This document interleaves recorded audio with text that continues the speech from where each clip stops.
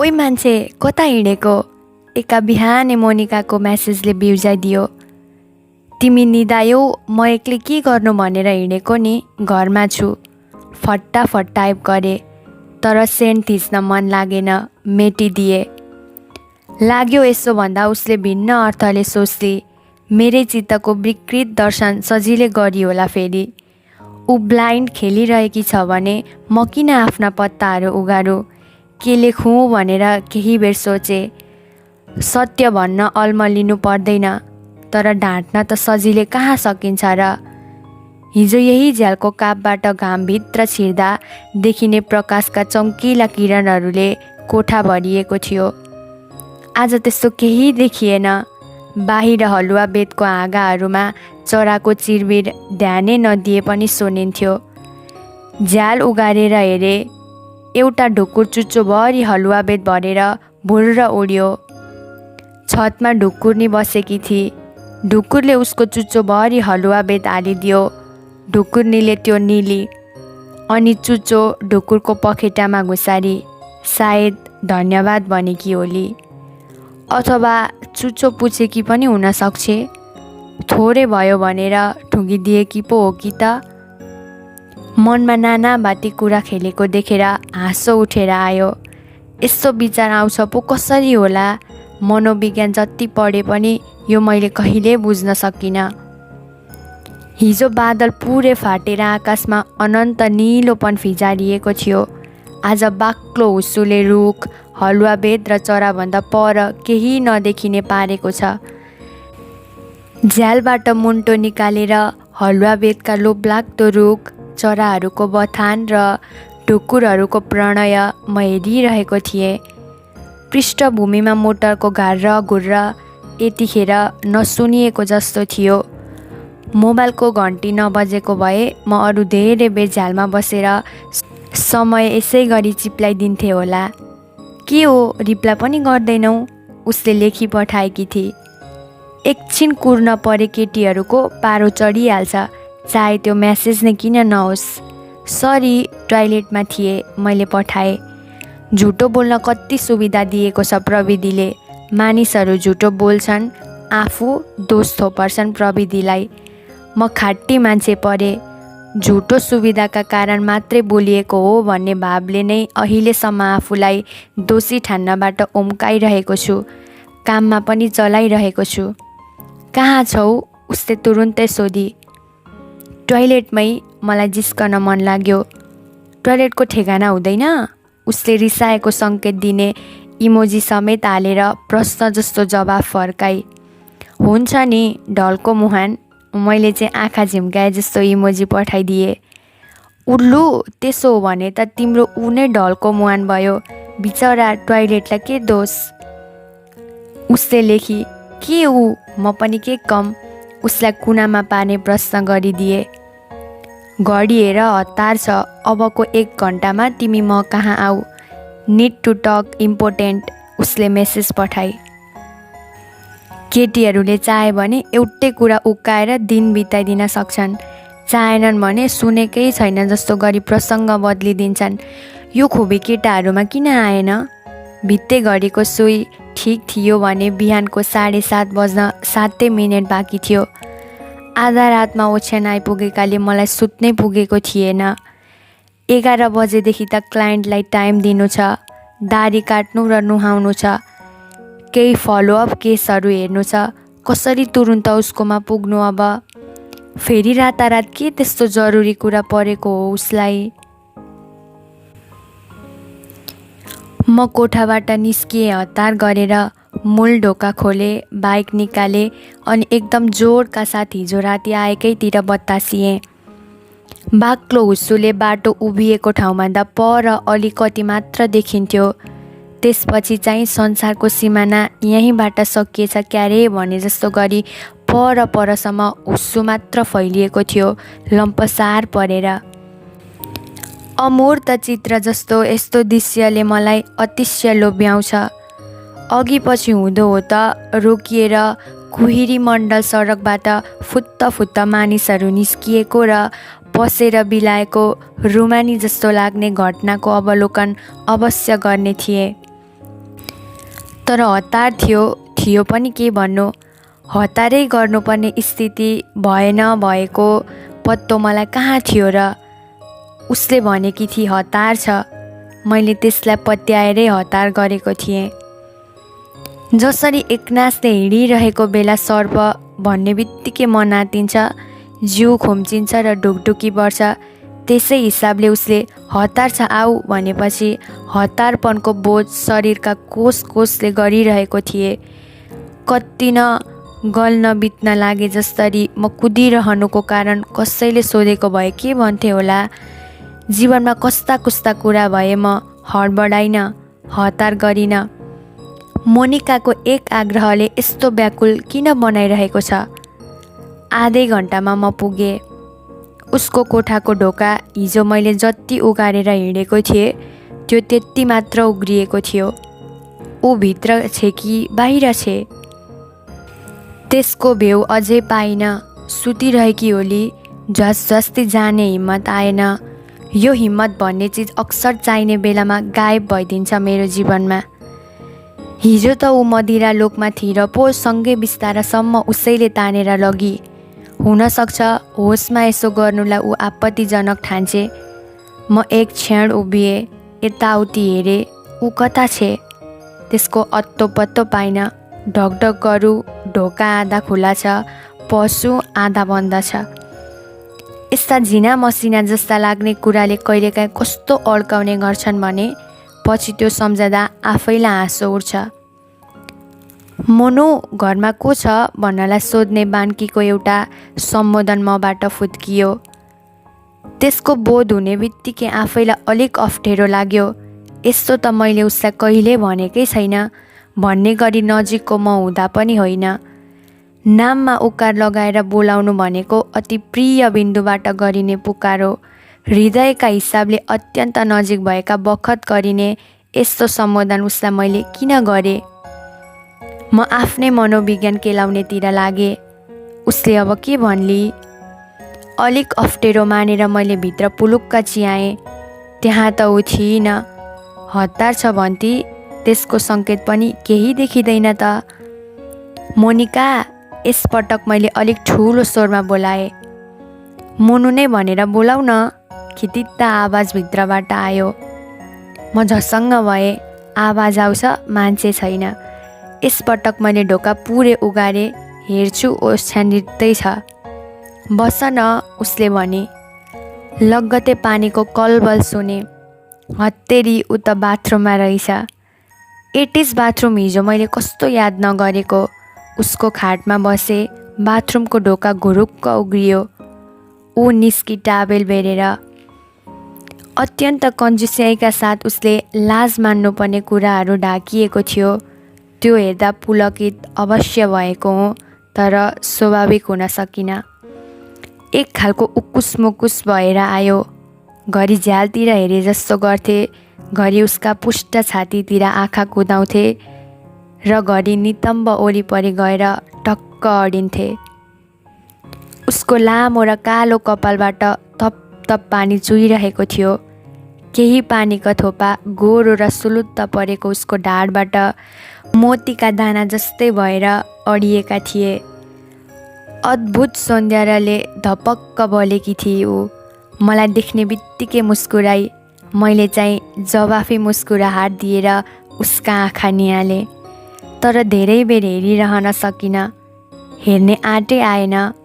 Mobile निकालेर त्यसै खेलाउन थाले। ऊ कपडा फेर्नतिर लागि। बेपत्ता महाराज भनी आधी रातमा गायब हुन सक्ने कलाको प्रदर्शन गजबले गर्यौ त। के खालकी केटी होली यो।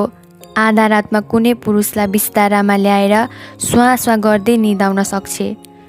तौलियाका भरमा बाथरुमबाट निस्किदिन सक्छे अनि एकदम स्वाभाविकताका साथ यसरी बोलिदिन सक्छे।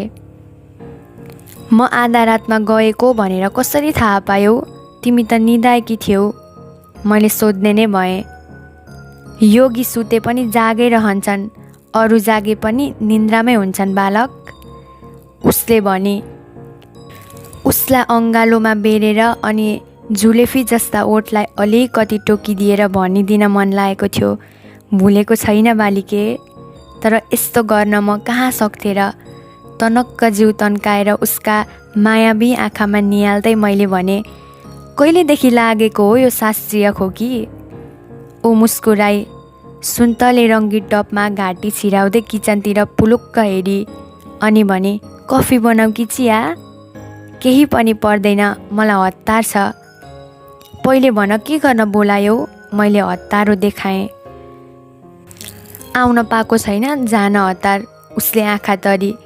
कालो ट्राउजरमा दुवै खुट्टा पालै पालो हुली, टावेल निकालेर कुनातिर फाली अनि सोझै किचनतिर जाँदै भने, 1 मिनेट ल। अब म उसको ढाड मात्रै देख्न सक्ने भए। माछा जस्तो सुलुत्त परेको जिउमा मेरा आँखा चिप्लिरहे धेरै पटक।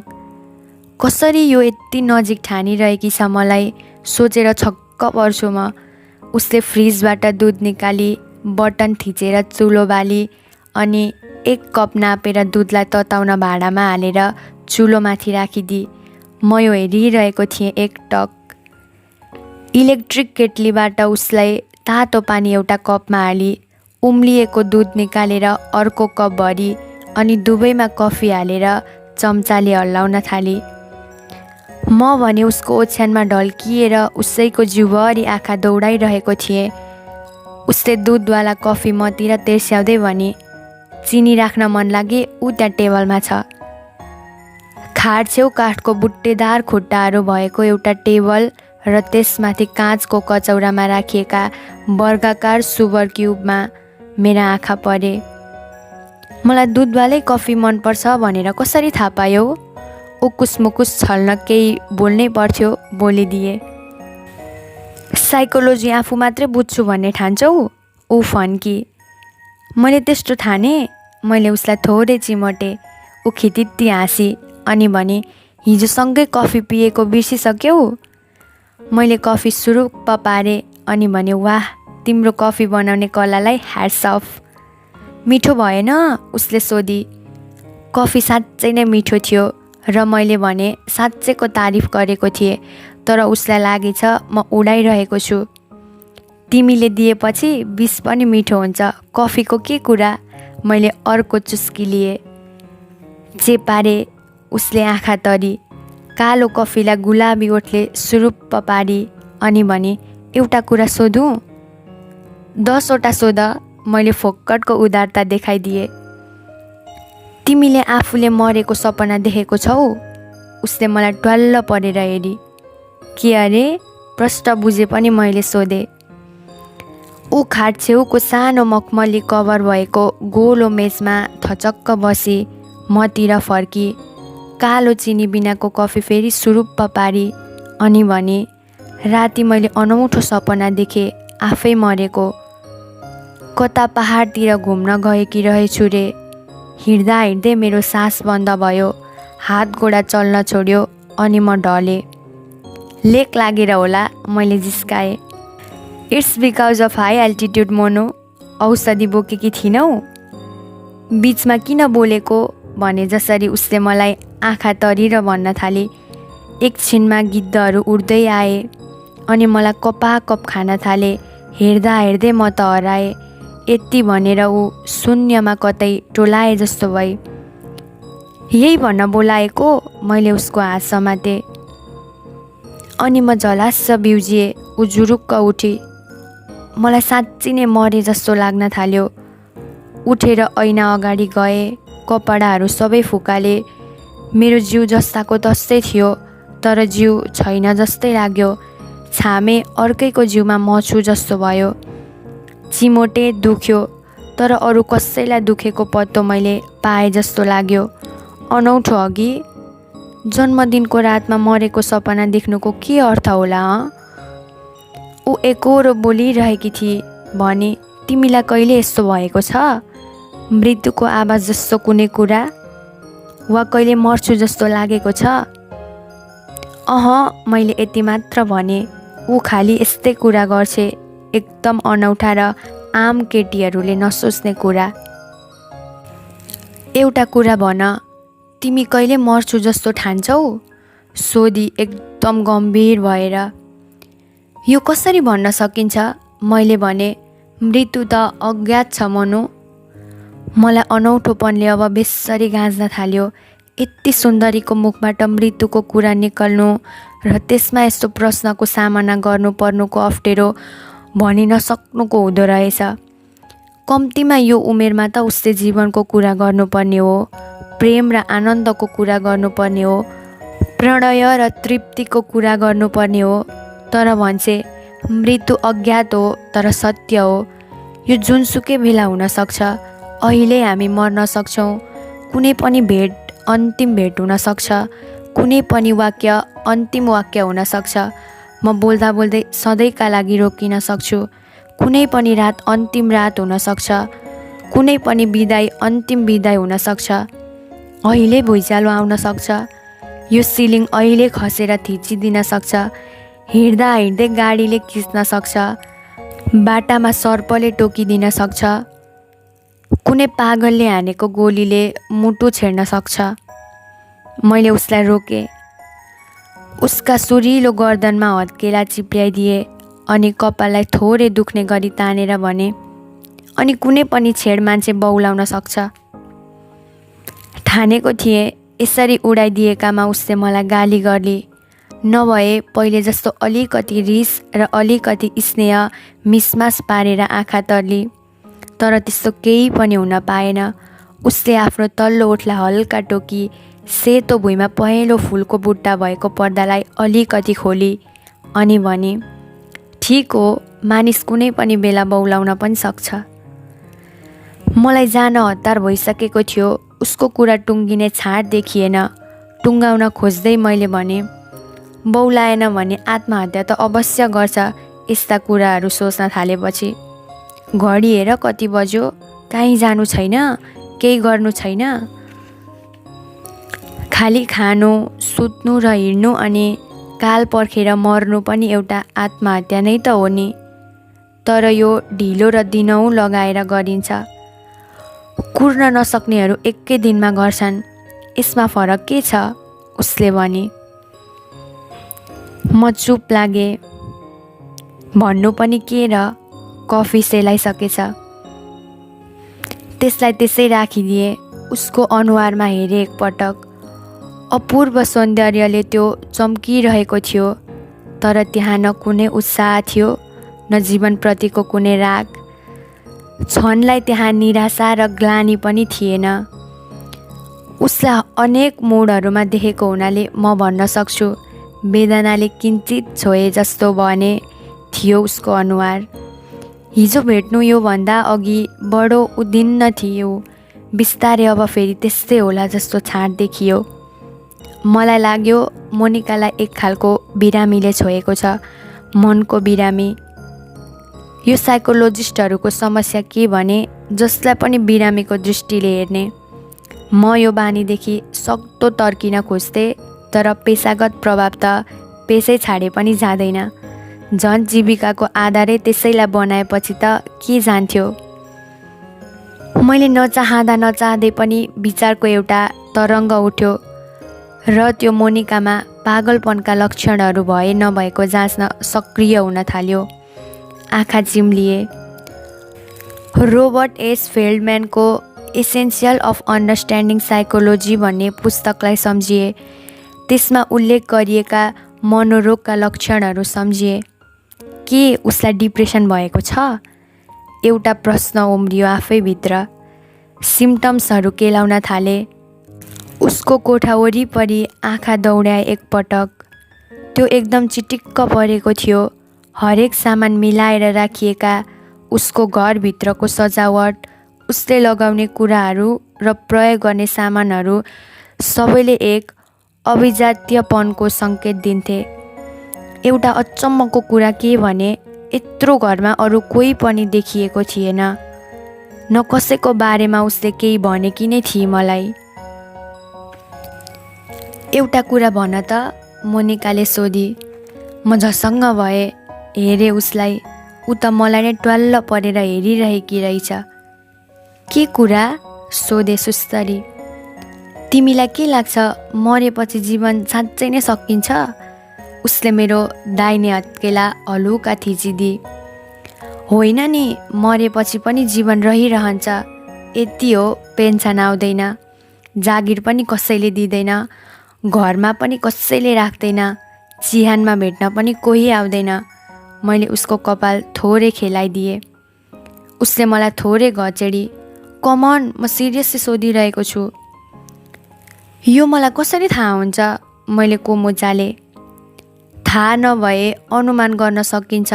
तिम्रो अनुमान के छ? अब म साँच्चै अप्ठ्यारोमा परेँ। यसबारे मैले सोचेको पनि थिइनँ।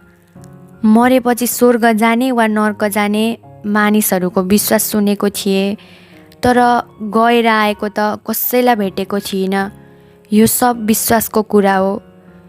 यो विश्वासमा मेरो पनि विश्वास छ कि छैन, यो पनि मैले सोचेको रहेनछु। यही सोध्न बोलाए कि? मैले भने। सोध्नुपर्ने अर्को कुरा छ, तर यो नसोधी त्यो सोध्न सकिन्न।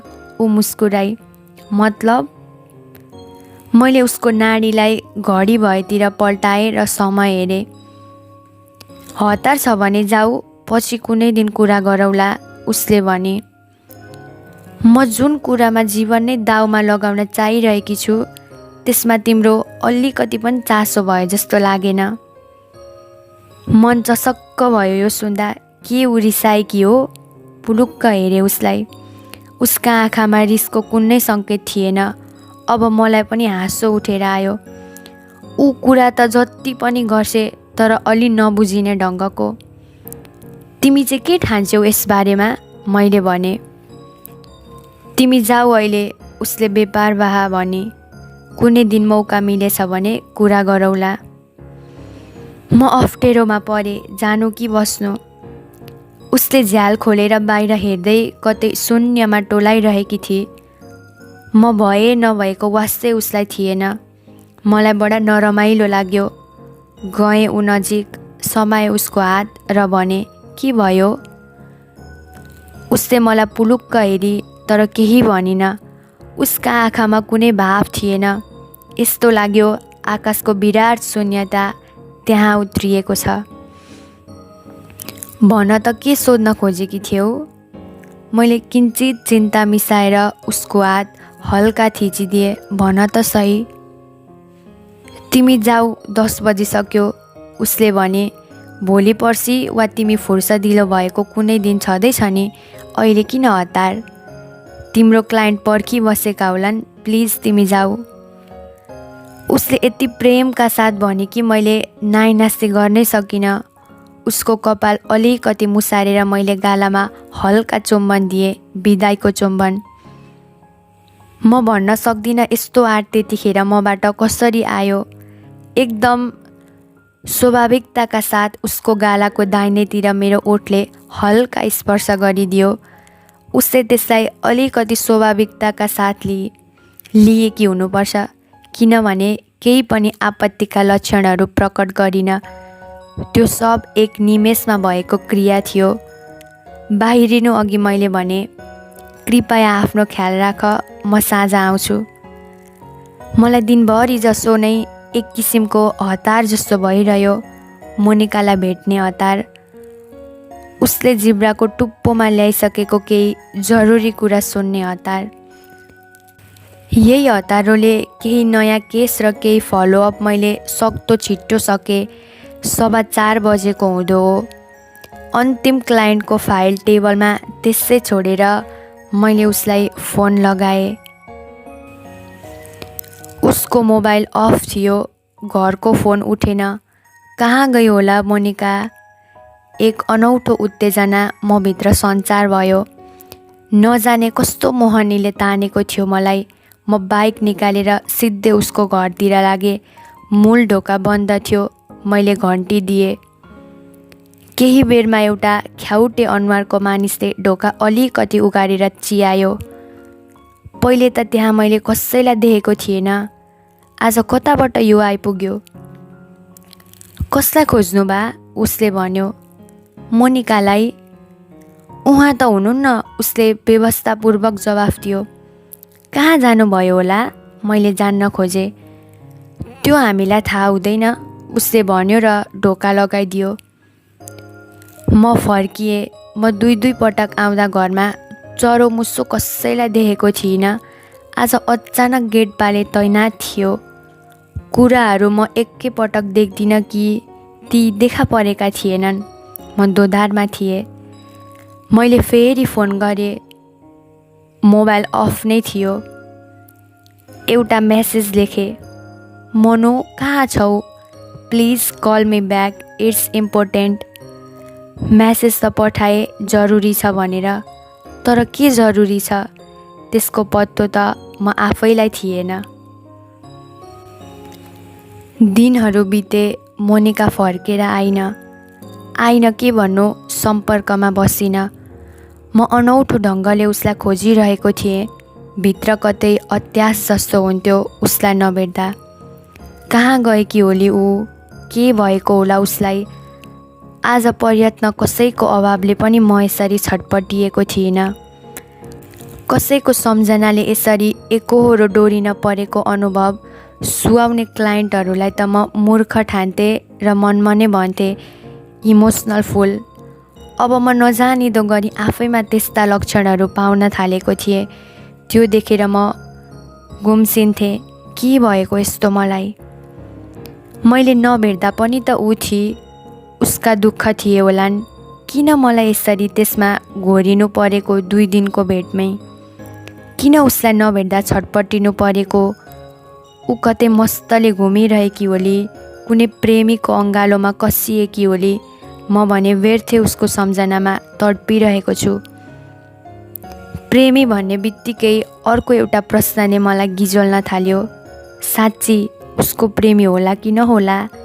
पक्कै हुँदो हो, ऊ पक्कै कसैको प्रेममा होली, नत्र किन यसरी अचानक हराउँथी? यो सम्झेर भित्र कतै दुखे जस्तो भयो। के म उसलाई चाहन थालेको छु? उसलाई प्रेम गर्छु? उसँगको अन्तिम भेट सम्झे। त्यस्तै निकै अनौठो कुरा गरिरहेकी थिए। केही सोध्न चाहिरहेकी थिए। उसको कुरा वाहियात ठाने। उसलाई सुन्न चाहिन, बरु उल्टै उडाइदिए। त्यस बापतको पछुतेले मलाई गलाउनुसम्म गलाउन थालेको थियो।